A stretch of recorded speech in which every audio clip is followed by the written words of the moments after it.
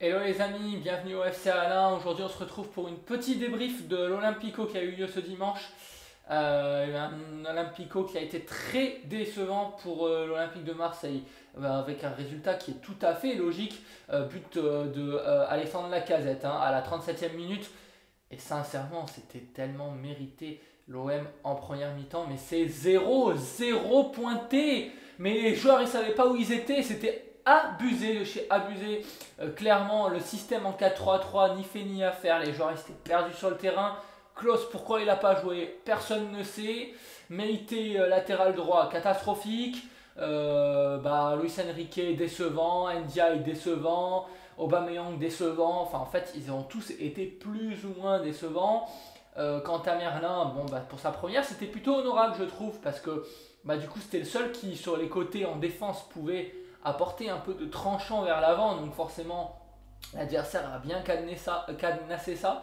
Et l'Olympique lyonnais a vraiment finalement pas été inquiété en fait dans cette rencontre, surtout en première mi-temps, à part la part transversale anecdotique de Harit sur le coup d'envoi. Sincèrement, l'Olympique de Marseille a rien produit. Lyon a plutôt fait un bon match. Il faut rendre à César, enfin, faut dire les choses. Voilà, c'est Lyon a fait un bon match. Ils ont plutôt été intéressants dans le jeu. Et d'ailleurs, je ferai une vidéo sur leur mercato très probablement dans les jours qui vont venir. Mais vraiment, Lyon a fait un match voilà, intéressant. Leur système à trois défenseurs a bien fonctionné. Maitland Nice a été très bon. Ils ont pourtant voilà, un peu fait le dos rond en seconde mi-temps, mais ils n'ont pas été très inquiétés par l'OM. Dès que Jonathan Klaus est entré en jeu, bizarrement, ça a été beaucoup mieux pour les Olympiens. Et c'est pas très étonnant, hein, tellement Jonathan Klaus est un joueur très important de l'effectif, l'un des seuls créateurs en fait de l'équipe, et c'est tellement incompréhensible que le club ait voulu le vendre au mercato hivernal, rendez-vous compte. Et là, il a commencé à éliminer le jeu des Marseillais. Alors certes, il n'a pas tout bien fait, je pense qu'il est aussi un peu perturbé par ce qui s'est passé. Je pense qu'il était aussi un peu perturbé par ce qui s'est passé lors du mercato, le fait qu'il soit mis sur la liste comme ça au dernier moment. Il n'a pas tout fait bien, mais bon, quand même, voilà, c'était beaucoup plus percutant. Un mot rapide sur l'Olympique lyonnais, qui quand même a fait une belle rencontre. J'ai trouvé Nouama très intéressant. Lacazette, voilà, qui s'est bien battu. Matic, qui a été rassurant, je trouve, pour ses partenaires. Donc ça, c'est plutôt chouette. Voilà, après Orban, très maladroit, vraiment. Je n'ai pas trouvé son match extraordinaire.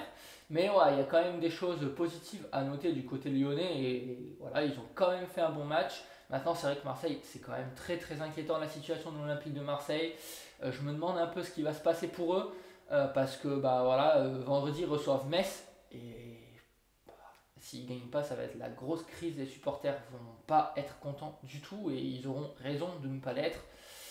Sincèrement, il n'y a plus de fond de jeu à Marseille, c'est le néant. Les joueurs qui sont recrutés, on ne comprend pas trop. Les choix du coach, voilà, c'est compliqué aussi. Sincèrement, moi je vous l'avais dit dans la précédente vidéo, je ne suis pas très serein pour l'Olympique de Marseille en cette deuxième partie de saison.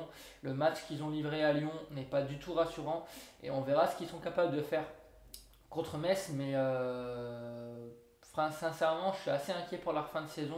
Et si les supporters se mettent contre eux, ça pourrait carrément tourner au vinaigre. Et ça, évidemment, c'est pas très bon.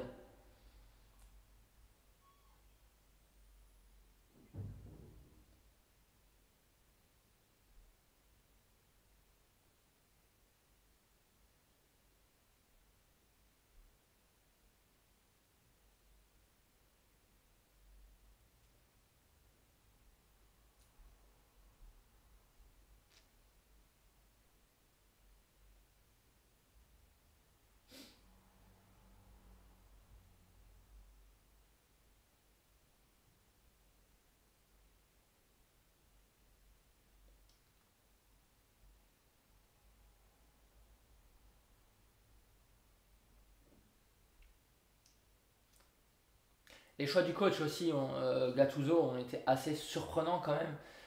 On a vu qu'en première mi-temps, Unai a joué Sentinelle. C'est pas du tout son poste en fait. Et à un moment donné, il faut respecter les joueurs. Unai, c'est un joueur qui est créateur, c'est l'un des seuls de l'équipe d'ailleurs, avec Harit et avec Klose. Mais tu peux pas le mettre en sentinelle. À un moment donné, il faut rester cohérent. La seule chose que j'ai bien aimé chez l'OM, c'est la volonté quand même d'une composition assez offensive, mais qui s'est pas du tout traduit sur le terrain par quelque chose de concret, par quelque chose de dangereux. Et en fait, ce qui m'a le plus inquiété, et je vous le cache pas, c'est la qualité des joueurs, hein, tout simplement. Les joueurs sont assez moyens en fait. Ils le montrent sur ce match et sur les matchs précédents, ils l'ont montré aussi. Et c'est pas de nature à rassurer. J'ai trouvé que l'entrée de Moubania était intéressante et qu'Aubameyang était plus à l'aise avec un attaquant à côté de lui. Encore une fois, voilà, hein, tout comme il était plus à l'aise quand Vitinha jouait à ses côtés. Donc voilà, ça c'est une piste intéressante pour la suite. Moi j'espère que le coach repassera en 3-5-2 parce que je pense que c'est la meilleure formation. Voilà, après on verra bien ce qui va se passer. Méfiance quand même pour le match face à Metz. Quant à Lyon, bah là, au moment où je tourne, ils vont jouer contre Lille dans quelques minutes. Donc voilà, on va bien voir ce que la Coupe de France va leur réserver. Ils font un peu tourner. Bon, c'est particulier. On sait que pour Lyon, le match le plus important, ce sera bien sûr le match à Montpellier en championnat pour essayer de réengranger une confiance et surtout des points en championnat, hein, car ils sont toujours sous la menace de la relégation, hein, l'Olympique Lyonnais. Donc voilà, méfiance pour eux. Mais du côté lyonnais, on a quand même vu des choses qui sont assez encourageantes pour la suite et on espère pour eux que ça va bien se goupiller parce que voir ce club descendre ce serait quand même une très mauvaise chose pour la Ligue 1. Mais voilà les amis, c'était tout pour aujourd'hui, c'était une vidéo très courte, mais on se retrouve bientôt pour de nouvelles analyses et bien sûr de nouvelles vidéos du FC24 et également restez bien attentifs à l'onglet communauté de la chaîne car j'ai quelques annonces à vous faire passer. C'est tout pour aujourd'hui, c'était Alain du FC Alain, bye.